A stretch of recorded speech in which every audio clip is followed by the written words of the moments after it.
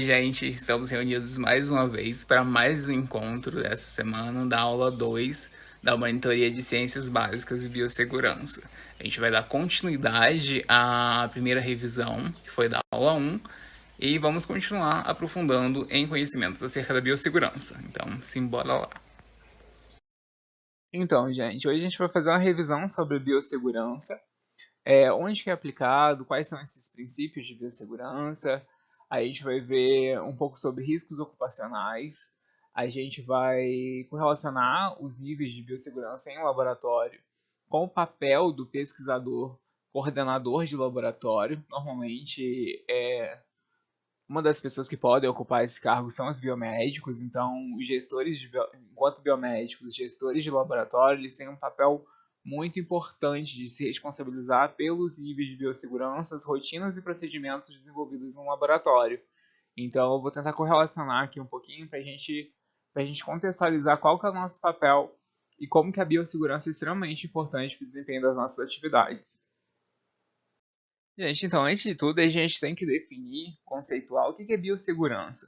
Biossegurança é um conjunto de ações que são estruturadas, pensadas, voltadas para prevenir e proteger o trabalhador e ou o paciente, minimizar os riscos inerentes às atividades de pesquisa, produção, ensino, desenvolvimento tecnológico e operacional, e também pretende-se proteger o meio ambiente e a qualidade do serviço prestado. E vai englobar uma série de medidas técnicas, administrativas, educacionais, médicas e psicológicas que vão ser empregadas com o intuito de prevenir acidentes nesses ambientes biotecnológicos. Essas definições vão mostrar que a biossegurança ela vai envolver então a relação tecnologia, homem, risco. A gente vai fazer essa interface à medida que a gente vai gerenciar o risco, onde o homem, manipulando determinadas tecnologias, está se expondo e também expondo ao ambiente, seja o ambiente ao redor dele, ambiente de trabalho, ou ambiente externo, aquele que se projeta para fora do laboratório. E onde que a gente aplica esses conceitos de biossegurança? É muito comum, no primeiro momento, a gente fazer a associação imediata com o ambiente laboratorial. No entanto, a gente vai perceber que a biossegurança está presente em uma série de outros setores que a gente nem sequer pensa num primeiro momento, como, por exemplo, nas indústrias. Nas indústrias desde a alimentícia até a farmacológica, a gente tem presença de protocolos de biossegurança. A gente vai ter nos hospitais, nos hemocentros, nas unidades básicas de saúde, nas universidades, dentro dos laboratórios de pesquisa e nos laboratórios de pesquisa fora das universidades também. Então, aqui a gente tem alguns exemplos de locais onde normas de biossegurança são observadas. Aqui eu coloquei um exemplo que é um laboratório qualquer. Abaixo dele a gente vê uma indústria, né, que aparentemente pode ser uma indústria de vacinas, de algum fármaco. A gente tem no meio aqui um estúdio de tatuagem. Sim, um estúdio de tatuagem também tem que seguir uma série de normas de biossegurança. A gente tem perfuro-cortantes lá, a gente tem exposição a material biológico, então a gente tem riscos acidentais, como a gente vai ver depois. Então, sim, existem normas de biossegurança. Nas clínicas estéticas, na indústria alimentícia. Então, existe. Isso aqui é só um pedacinho do universo de setores que seguem normas e protocolos de biossegurança. Então, por isso que é muito importante, ainda mais para a gente que é biomédico, nós que somos futuros biomédicos, conhecer e saber que a gente vai fazer uso dela para o resto da vida. As normas de biossegurança, elas permeiam qualquer uma das 35 habilidades, habilitações em que a gente pode seguir. Então, a gente vai ter uma longa carreira pautada em protocolos e procedimentos balizados pela biossegurança. E aqui a gente vai falar de riscos ocupacionais. Segundo normas do Ministério do Trabalho e Emprego, né, da seção de Segurança e Medicina do Trabalho, existem 5 riscos ocupacionais, né, que são os riscos físicos, biológicos, acidentais, químicos e ergonômicos. Cada um deles possui características e tipos de acidentes que são característicos delas, né? A gente vai ver que os físicos são diferentes dos ergonômicos, os acidentais são diferentes dos químicos, porque eles contemplam certas categorias de evento. No entanto, é muito importante que a gente guarde essa coloração. Os riscos físicos sempre vão estar associados à cor verde, enquanto os biológicos à cor marrom, os acidentais na cor azul, os químicos na cor vermelha e os ergonômicos na cor amarela.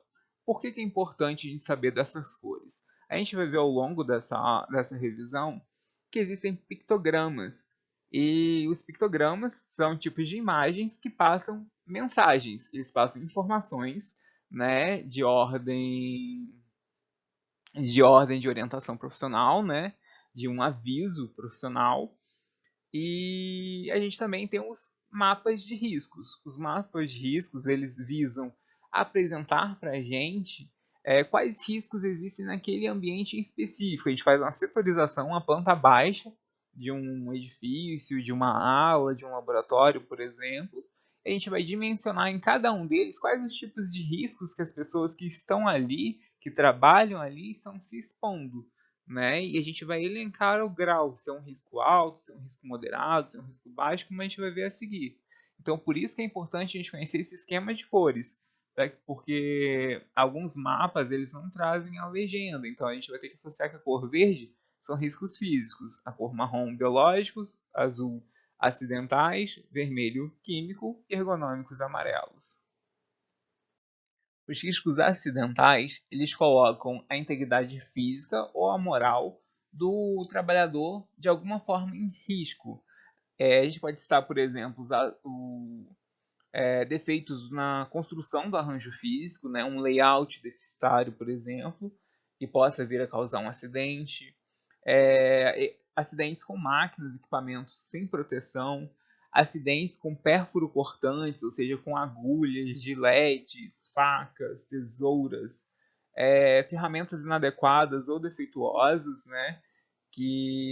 Armazenamento de descartes inadequados, por exemplo, quando você existe uma rotina para você descartar pérfuro cortantes, se você descartar de forma incorreta, você pode se machucar ou machucar outra pessoa, né? Então você está colocando a outra pessoa em risco. Risco de explosão, risco de choque elétrico.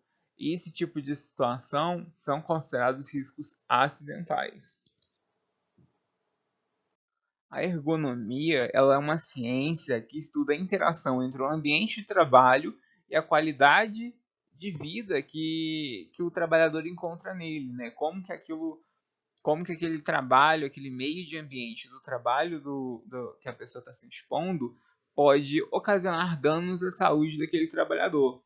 Então, as características psicofisiológicas do trabalhador elas são observadas pelos riscos ergonômicos, como por exemplo desconforto ou aqueles que afetam diretamente a saúde do trabalhador, como levantamento de peso, ritmo excessivo de trabalho, monotonia, trabalhos repetitivos, né, que exigem que o trabalhador digite muito ou que faça movimentos repetitivos, que pode gerar lesões. Né? A gente tem as lesões de esforço repetitivo, postura inadequada.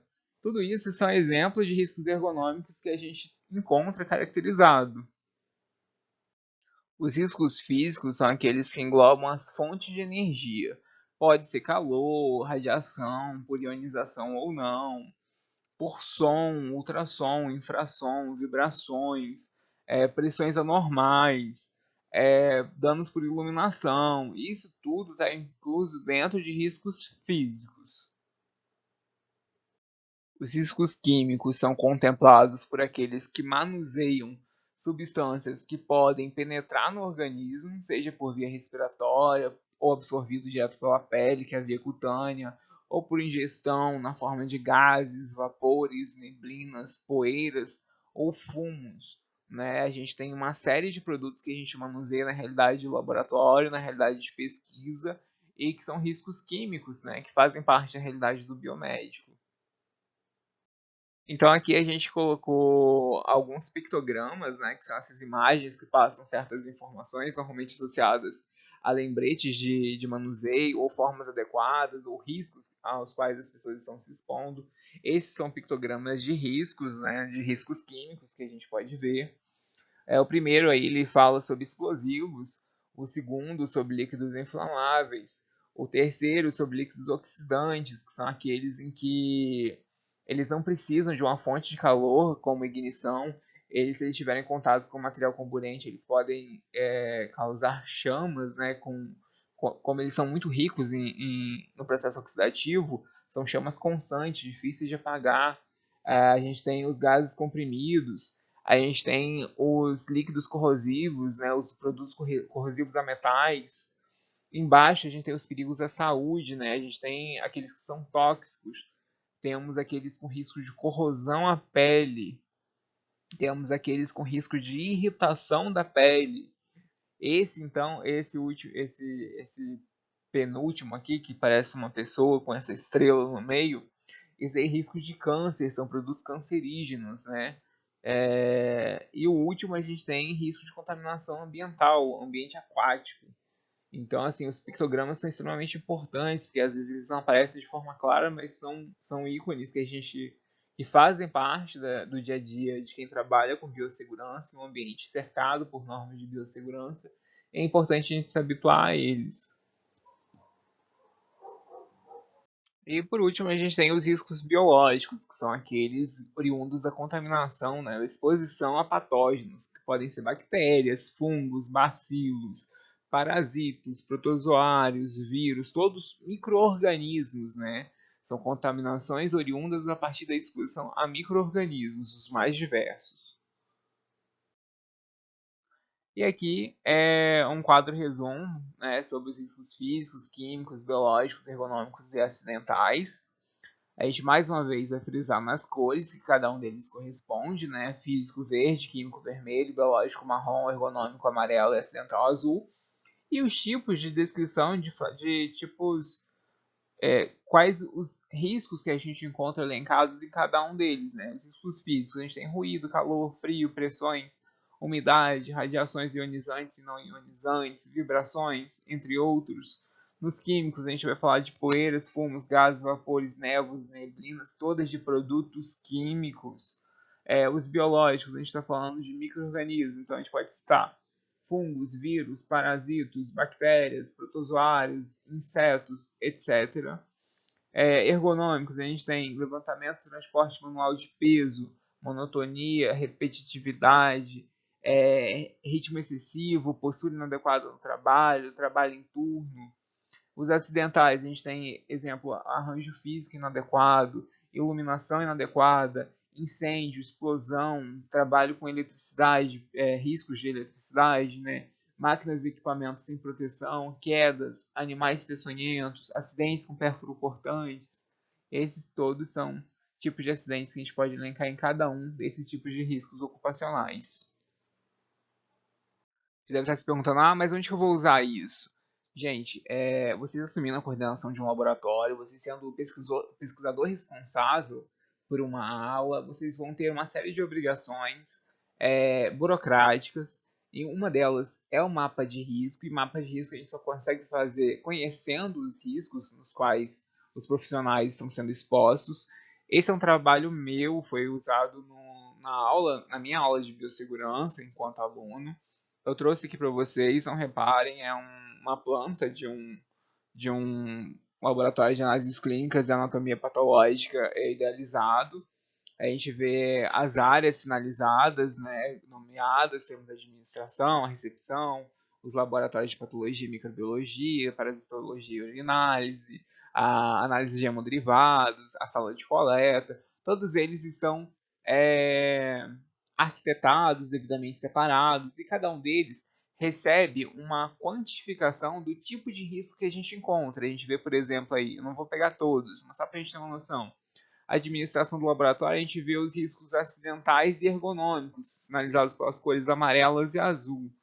A gente vê também na análise de hemoderivados, a gente vê que lá tem risco biológico, a gente tem lá risco químico, acidental e risco ergonômico. Cada uma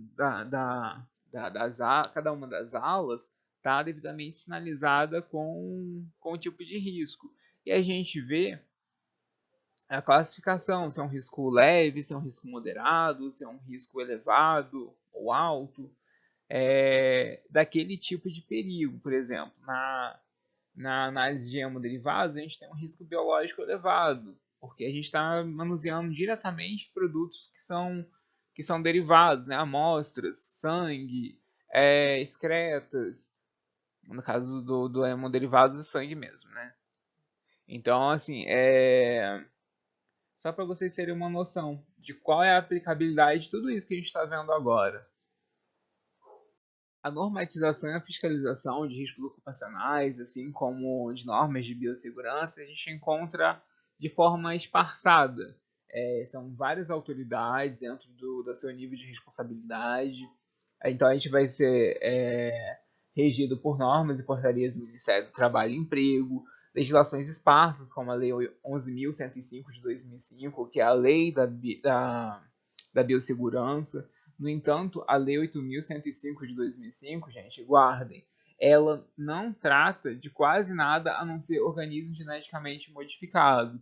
Então, ela trata, sim, de normas de biossegurança, mas especificamente, quase que totalmente centrada em normas relacionadas a transgênicos, né, a organismos geneticamente modificados. A gente tem as normas de medicina e segurança do trabalho em vários órgãos, inclusive alguns deles órgãos derivados do Ministério do Trabalho e Emprego, portarias de autoridades em saúde, como o próprio Ministério da Saúde, Anvisa, Agência Nacional da Saúde, autoridades em vigilância sanitária estaduais e municipais, órgãos de classe, no caso, o próprio Conselho Regional de Biomedicina, o Conselho Federal de Biomedicina, dentre outros. Galera, então esse primeiro vídeo, ele vai finalizar aqui, a gente vai dar finalização para esse primeiro vídeo, onde a gente está tratando dessas 3 primeiras aulas que vocês já tiveram de Ciências Básicas e Biossegurança. No próximo vídeo, a gente vai falar sobre o risco biológico, as classificações dos agentes de risco de nível de risco biológico, e vai dar seguimento aos conceitos de revisão de biossegurança e posteriormente a gente vai falar dos níveis de biossegurança em laboratórios, beleza? No final do vídeo tem o meu contato, qualquer dúvida pode me mandar mensagem, tem meu Instagram, tem meu WhatsApp, é só mandar um oi lá e mandar a dúvida, beleza? Aguardo vocês então nos próximos encontros. Um abração, um beijo e ótima semana!